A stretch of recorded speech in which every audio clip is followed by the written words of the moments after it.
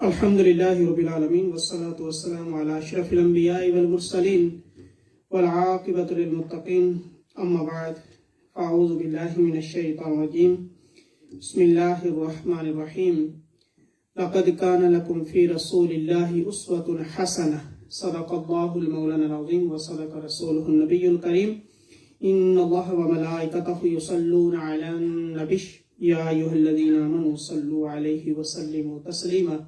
Allahumma salli ala sayyidina wa maulana Muhammad wa ala alihi wa sahbihi wa barik wa sallam. After hamdulillah, my dear brothers and sisters in Islam, Assalamu alaikum wa rahmatullahi wa barakatuh.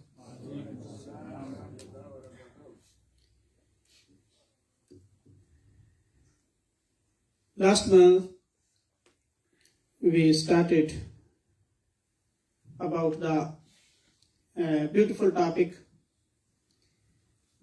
the Uswa Hasana of Holy Prophet Muhammad sallallahu alaihi wasallam, and some specific descriptions of the personality of the Holy Prophet alayhi salatu wasallam we discussed, and some other specific descriptions of the personality of the Holy Prophet alayhi salatu wasallam, inshallah, today we have.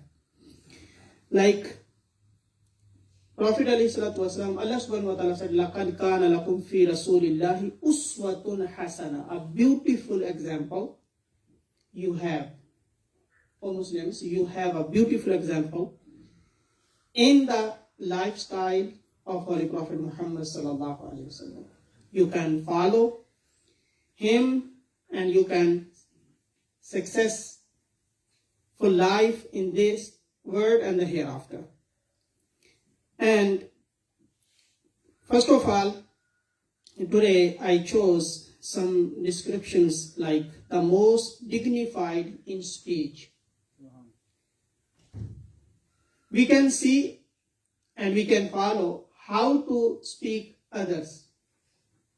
You know, when we speak to others, sometimes we cut off his speech. And sometimes we can, sorry, I cut your speech, but I mean this. But this is not Sunnah of Holy Prophet ﷺ. When you speak to others, if somebody is speaking, first you have to listen. You have to control your temper. If you have power of listening, that is good for you. Not only speaking, you have to listen too. And when somebody is speaking, you have to listen, and then when you have your turn, then you can speak. And according to Hadith, Prophet ﷺ, the most dignified in speech. Like the Prophet ﷺ would remain silent most of the time and would not talk excessively.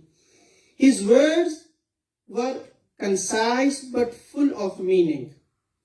And Prophet ﷺ would never raise his voice when he speaking. Too loud is not good, and too low is not good too. According to situation, we have to speak. But Prophet ﷺ would smile and make others feel at ease. Prophet ﷺ would never cut anyone off whilst they are speaking, unless he would forbid them from something wrong. This is the Sunnah. If Prophet ﷺ heard someone say something weird or stranger, then he would tell them to relate only what they saw or heard. This is the Sunnah of Prophet ﷺ. And the ambassador of peace is the next description of the personality of the Holy Prophet ﷺ. The ambassador of peace. The Prophet ﷺ's political career is a testimony on his struggle to establish peace. Within a short period of 10 years, Prophet ﷺ united the warring Arab tribes under a single banner. This political feat had not been achieved in Arabia before this. The disunited Arab tribes, which once lived in a state of anarchy, were united under the rule of the law, which subsequently brought peace to Arabia and the wider Middle East. This is the struggle of Holy Prophet ﷺ. The Prophet ﷺ achieved this by teaching the value of peace and security, such as his saying, the beautiful wording and hadith of Prophet ﷺ based on this. A Muslim is the one who provides peace to other Muslims through his words and deeds.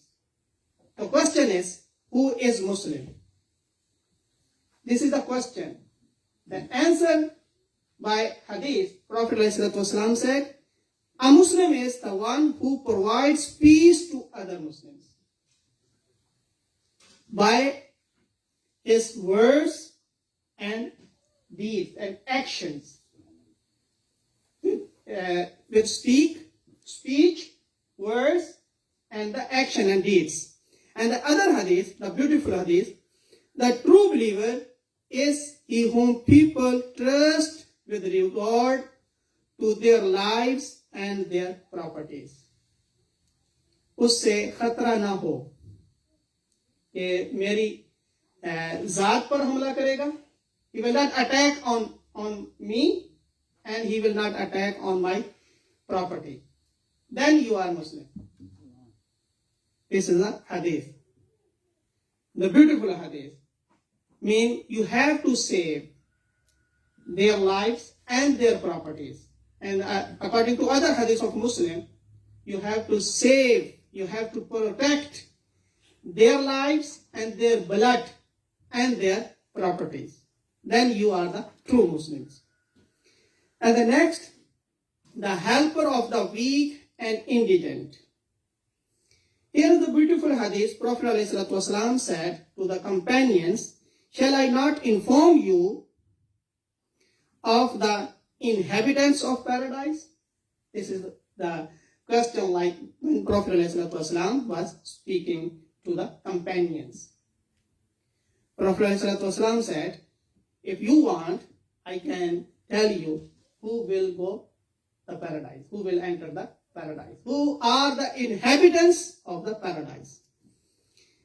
Then Prophet ﷺ said, every humble person, subhanallah, every humble person who is considered weak, that if he were to swear an oath by God, God would fulfill it on his behalf. Maybe you have no any status in your mind of weak persons, but Allah has a status, and that weak person has a status in the sight of Allah subhanahu wa ta'ala. If he make dua, Allah subhanahu wa ta'ala will not forget, will not leave it. Allah subhanahu wa ta'ala fulfill his dua, and Allah subhanahu wa ta'ala gives result, and Allah subhanahu wa ta'ala accepts his dua. A weak person, he has a status, he has a rank in the sight of Allah subhanahu wa ta'ala. And shall I not inform you of the denizens of the hellfire? They include every callous, quarrelsome, and self-conceited person, who is the arrogant person. They will go to the hellfire. And the other hadith, the esteemed Prophet ﷺ changed the perception of the people. God only gives aid to this community of Muslims by virtues of its weak ones. Allah subhanahu wa ta'ala provides you His provision, and Allah subhanahu wa ta'ala gives you something because of weak person, which are the members of your society. Weak persons. Who is weak? Weak in your home. Small kids are weak. And your parents, old persons are weak. According to this hadith, Allah subhanahu wa ta'ala gives you risk because of weak persons. Mean because of your kids, because of your parents. Because you have at home, your parents are kids. Weak person.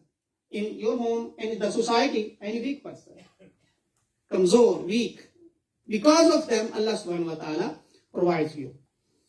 And the Prophet ﷺ stood by the poor and indigent and spoke of their lofty status in the sight of God. And next hadith, Prophet ﷺ said, "Look for me among your weak ones." This means Prophet ﷺ would like to sit with weak persons. This is a sunnah. And for it is only by their virtues that you are granted provision and support by Allah subhanahu wa ta'ala. He encouraged, Prophet ﷺ encouraged his followers to honor them, to honor weak persons, and to treat them with dignity, saying, "Love the poor and sit with them." This is the hadith. And even in the hadith of dua, Prophet ﷺ would say this dua, "Allahumma inna nas'aluka." Allahumma inna nas'aluka. This is the hadith Prophet ﷺ said, when you make dua with these wording, Allah subhanahu wa ta'ala will accept. Oh Allah, give us the mahabba, the weak persons. Weak persons with mahabba. This is the hadith of Prophet ﷺ. And the next, care for the sick. And the beautiful hadith of about the sick persons, because this is our right and our duty to visit the sick persons. Whenever God's messenger would visit a sick person, or whenever a sick person was brought to him, he would say, "O Allah, remove the affliction, O Lord of mankind, heal him or her, O healer." This is the dua. There is no healing save your healing, a healing that is not followed by sickness. When Prophet would to visit any sick person, and he would say the good words for him. या फिर डराया नहीं करते थे, बस इसी बीमारी से वो भी मर गया था. No. Prophet would speak there, "May Allah will give you the health." And maybe for this, because of this sickness, Allah subhanahu wa ta'ala will remove your sins. Prophet always would say like this. Prophet brought hope to the sick persons. This is the sunnah. When we visit any sick person, we have to give him hope for health. Like Prophet said, if a believing person persistently does a righteous act but cannot accomplish it due to an illness or trouble, it will be returned for him as he did it when he was healthy and not travel. If you have niyyah for good action, and you were doing good action, good deeds, but because of illness and sickness, you can't do like this. but in the sight of Allah subhanahu wa ta'ala, it will angels will write down your good deeds. Because you made the niyyah. I will pray, I will do this good deed, but you can't because of illness. But angel will write down behalf of you, you are doing good deeds. Prophet ﷺ also encouraged the Muslim to visit and care for the someone when they are sick. Prophet ﷺ said, whoever visits, a beautiful hadith, whoever visits his ailing Muslim brother, he will be walking in the garden of the paradise. If you visit. Not only phone. Visit means you have to go. Phone is good, call is good, but the good thing is if you visit. And if you go there, don't be a burden for him. Oh, give me tea, give me fruit, something. No.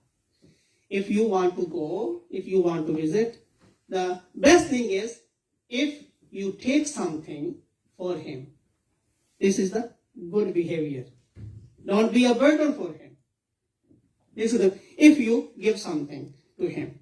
And Prophet ﷺ said, Subhanallah, he is walking in the garden of paradise until he sits down, and when he sits down, mean with sick person, mercy shall envelop him.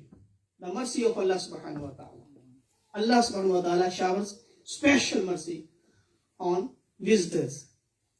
If this visit is in the morning times, 70,000 angels will send prayers on him. 70,000 prayers. Angels, they are making dua for him. They are making dua for you because you are the visitor of sick persons. And until he enters the evening time, mean morning to evening, whole day, angels are making dua for you. And if his visit is in the evening, 70,000 angels will send prayers on him until he enters the morning time. If you visit the evening time, from evening to morning, the whole night, angels are making dua for you.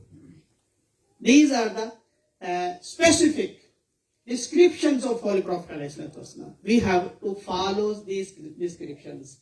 This is the beautiful example of lifestyle of Prophet ﷺ. May Allah give us tawfiq to understand the seerah of Prophet ﷺ. وَمَا عَلَيْهِ إِلَّا الْبَلَاغُ.